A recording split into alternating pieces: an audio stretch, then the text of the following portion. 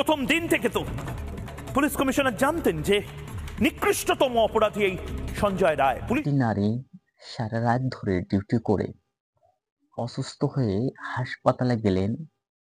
সঞ্জয় রায় বলে একজন ডক্টর এবং তার বন্ধুরা মিলে নারীটাকে দর্শন করলো।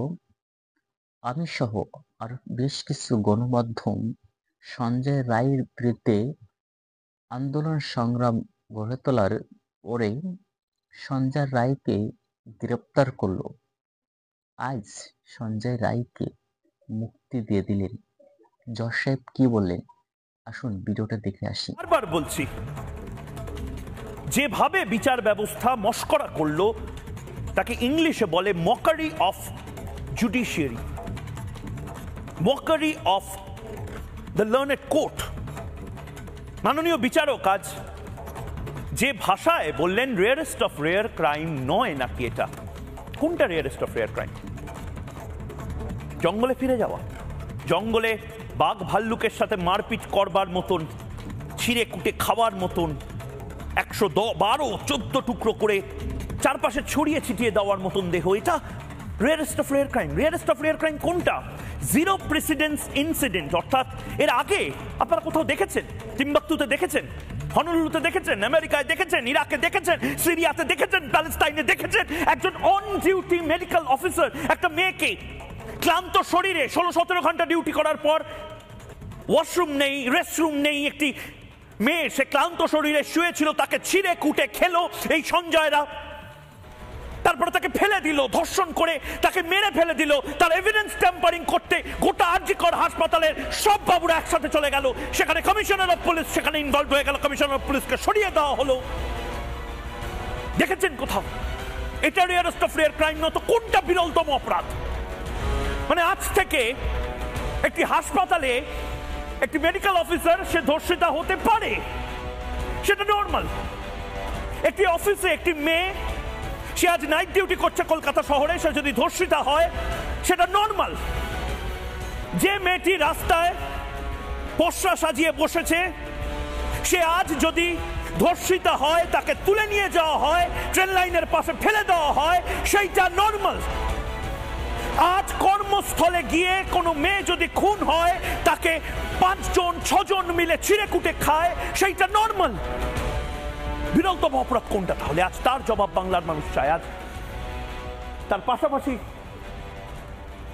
আরেকটা প্রশ্ন, প্রথম দিন থেকে তো পুলিশ কমিশনার জানতেন যে নিকৃষ্টতম অপরাধী এই Sanjay Roy. Police, CBI, system, সরকার, বিচার ব্যবস্থা তারা কি করলো? নিকৃষ্টতম অপরাধী সঞ্জয়ের বস বা ডিপার্টমেন্টাল হেড, সে প্রথম দিন বলেছিল, তার এভিডেন্স রেকর্ড করা হয়েছিল, সাক্ষী হিসাবে ডাকা হয়েছিল, বিচার ব্যবস্থা শুনেছিল তাদের কথা। শুনুন, প্রথম যেদিন গ্রেপ্তার করা হয় সঞ্জয়কে, সেদিনই পুলিশ কমিশনার বলেছিল এই নিকৃষ্টতম অপরাধী, এই নিকৃষ্টতম অপরাধীকে সারা জীবন জেলে বসিয়ে গান্ডে পেন্ডে গেলা। সঞ্জয় রায়ের এই অপরাধটা জজ সাহেবের কাছে কোনো অপরাধী মনে হলো না। কেন সঞ্জয় রায়ের এই অপরাধটাকে জজ সাহেবের কোনো অপরাধী মনে হলো না? জজ সাহেব মোটা টাকা খেয়েছেন বলে একটি নারীর ইজ্জত কুকুরের মতন ছিনিয়ে নেওয়ার পরেও জজ সাহেবের কাছে এটা কেন অপরাধী মনে হলো না? জজ সাহেবের কাছে প্রশ্ন যে একটি মেয়ের ইজ্জতের চেয়ে লুটে নেওয়ার চাইতে বড় অপরাধ কোনটা হতে পারে আপনার কাছে? কোনটা হতে পারে? কুকুরের মতন ছিনিয়ে খাওয়া এটা যদি অপরাধ না হয়, তাহলে কোনটা আপনার কাছে অপরাধ?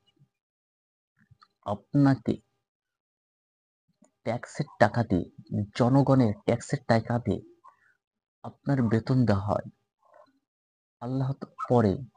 আল্লাহ নবী রসুলের পরে সবচাইতে যে বিচারের কথা মানুষের মাথায় আসে সেটা হলো জজ কোর্টের বিচার। এটা যদি বিচার ব্যবস্থা হয় তাহলে সাধারণ জনগণ, সাধারণ মানুষের কাছ মধ্য থেকে এই বিচার ব্যবস্থার এই সুনামের জায়গাটি একেবারে নষ্ট হয়ে যাবে। আসুন না আমরা যার যার জায়গা থেকে সঞ্জয় রায়ের বিরুদ্ধে আমরা আন্দোলন সংগ্রাম তুলে ধরি। আজ ভারতবর্ষে সঞ্জয় রায়ের মতন আরো অসংখ্য মানুষ তার টাকার জন্য মুক্তি পেয়ে যাচ্ছে। আজ যদি সঞ্জয় রায়ের জায়গায় যদি একজন মুসলিম ছেলে হতো, সে যদি এই অপরাধটা নাও করতো, তারপরে তাকে ফাঁসির কাস্টে ঝুলানো হতো। আজ ইরাম বিচার ব্যবস্থার পরে আমার ঘৃণা হচ্ছে। আপনার মতামত কমেন্ট বক্সে জানাইতে পারেন।